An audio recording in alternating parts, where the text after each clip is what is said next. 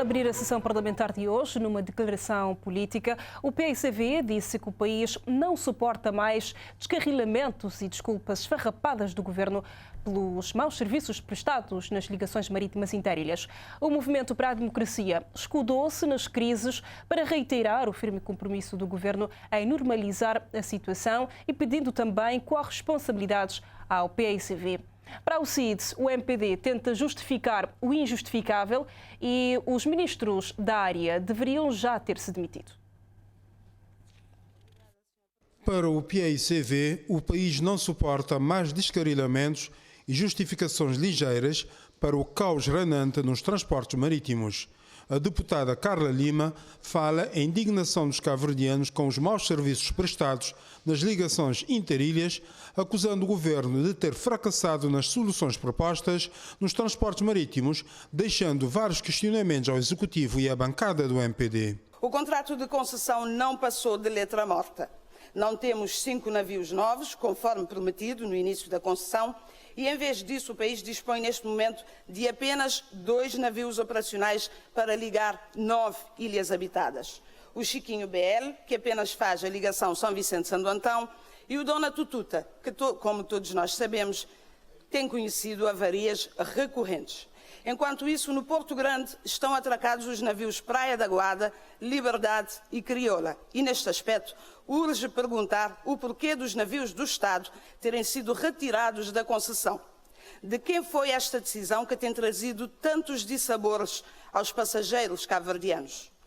Fruto deste descaso é que não temos as ligações eficientes, seguras e regulares. E não há o cumprimento das linhas e rotas estabelecidas no tão propalado contrato de concessão de serviço público de transporte marítimo de carga e passageiros.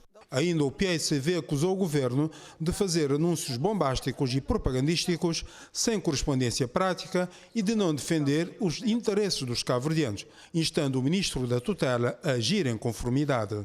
Juízo que o ministro aconselha à CVI ficava bem também ao governo, que em vez de se esconder em desculpas farrapadas para o fiasco da sua política de transportes, deve explicar aos cabo-verdianos onde param as verbas alocadas anualmente no Orçamento de Estado.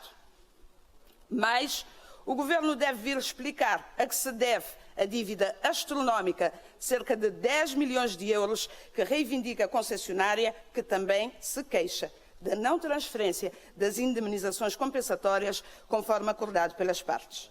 O grupo parlamentar do MPD reagiu logo pela voz do deputado Luís Carlos Silva, apontando as dificuldades criadas pelas sucessivas crises e reiterando a determinação do Executivo na busca das melhores soluções, acompanhando a par e passo a situação, que reconhece não ser ideal, mas pedindo corresponsabilidades também ao PICV, que governou Cabo Verde por 30 anos.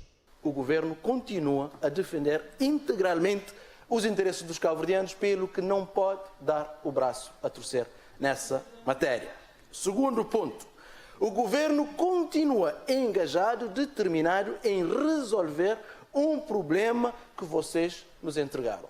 Nós encontramos um país com déficit de ligação, com déficit de previsibilidade nas ligações, com falta de qualidade nas ligações e com falta de quantidade de ligações e, sobretudo, com insegurança no setor. Nós encontramos um setor onde haviam acidentes, onde os barcos afundavam e onde pessoas morriam.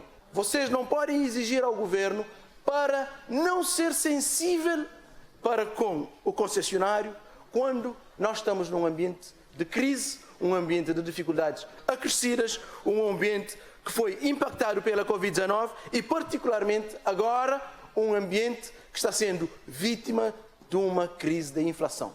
A UCID repostou que as crises não explicam tudo, instou o Executivo a resolver de vez a situação calamitosa dos transportes marítimos interilhas, dizendo ainda que a tutela deveria envergonhar-se do caos reinante nos transportes marítimos. Constatamos que por mais desculpas, por mais justificações que o Governo e o MPD têm dado nesta matéria, nós consideramos que estariam a justificar o injustificável. porque de facto não se pode admitir que o país esteja numa situação destas em termos de transportes marítimos. Se fosse num país em que as pessoas tivessem vergonha na cara, pelo menos os ministros da área teriam demitido.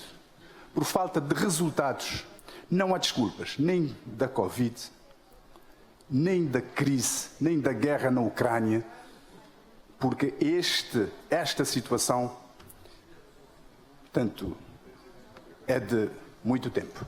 Como sempre acontece quando os transportes vão a debate parlamentar, seguiram-se várias trocas de acusações entre as bancadas do MPD e do PAICV pela atual situação dos transportes marítimos em Cabo Verde.